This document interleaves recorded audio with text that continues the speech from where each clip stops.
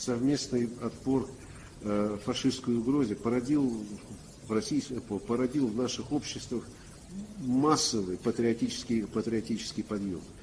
Применительно к Индии свидетельство тому — это создание общества друзей Советского Союза, в которое вошли и простые люди, интеллектуалы, и многие знаменитости. Let me tell you, I don't know why, but I take a lot of pride in it. With the kind of relationship enjoyed by India and Russia at that time. The Russian character, a salute to the Russian character and all Russians, that yes, they stood up, and they stood up so valiantly, so gallantly, that they could fight these Nazis so well. It's in fact a learning for the world to learn from USSR and the people of USSR that when you are determined, you will never fail your country, you can overcome anything. Индийские военнослужащие внесли существенный вклад в победу над фашистской Германией во Второй мировой войне, сражаясь в Европе, Африке, Ираке, воюя с милитаристской Японией, вплоть до ее капитуляции в сентябре 1945 года.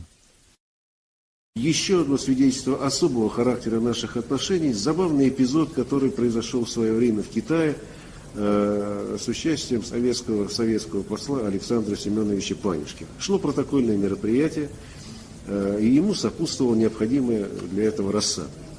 Панюшкин принял решение поместить индийского представителя, тогда еще Индии, входившей в состав колониальной Британской империи, на место посла Турции, что вызвало недопонимание и возмущение турецкого посла, на что Панюшкин нашелся и быстро ответил, и немедленно ответил, что это место принадлежит индийскому представителю по праву, как представителю страны, которая вносит значительный вклад в борьбу с агрессором. Одним из наиболее интересных моментов истории российско-индийских отношений является встреча 29 августа 1941 года передовых советских частей Закавказского фронта под командованием генерала-майора Толбухина с авангардом индийцев из британских частей в Центральном Иране. В дальнейшем именно индийские пехотинцы обеспечили функционирование южной части Ленд-Лиза в СССР через Иран, поставки по которой начались в ноябре 1941 года. This is that map when that route on which India was supporting Russia. From India, it was going to Iraq, through Iran, and coming right up to Tabriz. That is where your forces were deployed at that time, which was supported. This black hard one is the route which was taken.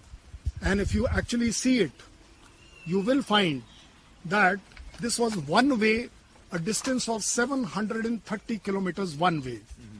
Out of this 730 kilometers, it is only 148 kilometers which had tarmac. The complete other road never existed. And you are going through Iran, where the heights were about 7,800 feet. Just imagine from a kind of the extreme road conditions, the extreme climate conditions where this route was passing through. When they were reaching Tabriz, they were crossing through areas which were minus 19 degrees.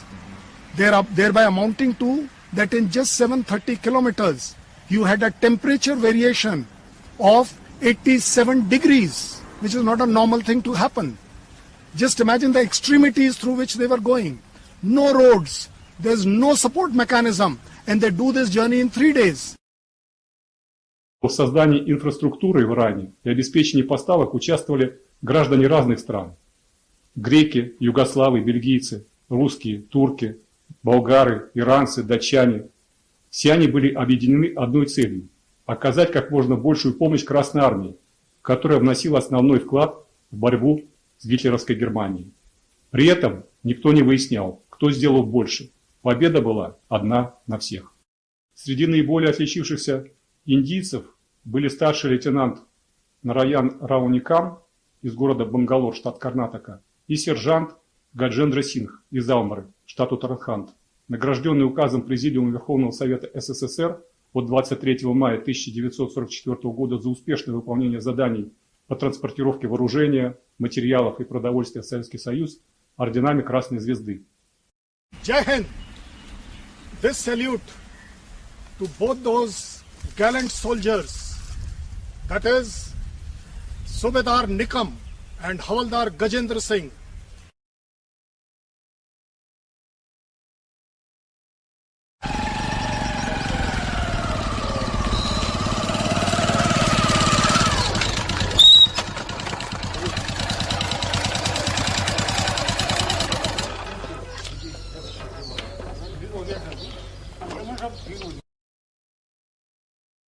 जब हमने पूछा, जब वहाँ से आए थे 75 में, तब हमने पूछा था कि किस चीज़ का मेडल मिला था, तब उन्होंने वो कहानी मेरे को बताई थी। तो कि ऐसे ऐसे गोला बारूद लेके मैं जा रहा था, अंधेरा था, रात का समय था, अंधेरा था, मतलब दुश्मनों ने मेरी जांग में संगीन मार दिया। संगीन मारा तो ब्लीडिंग बहुत हो गई है।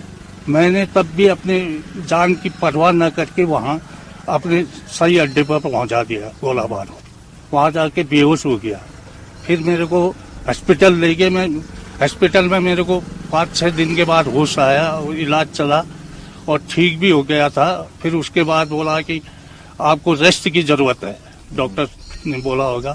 फिर वहीं के कोई ऑफिसर होंगे, उन्होंने बोला तुम स्वदेश जाओ।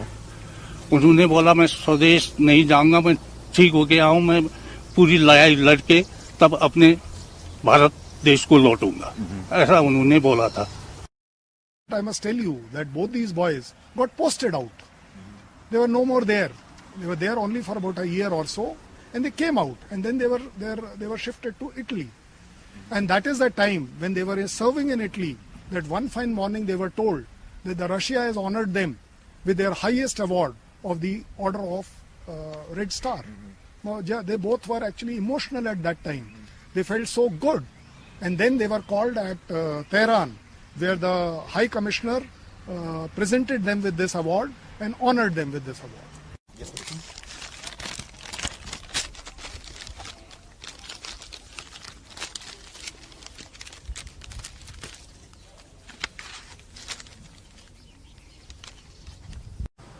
तब हमें पता चला कि वो सम्मान उन्होंने 60 में वो पेंशन आ गई थी।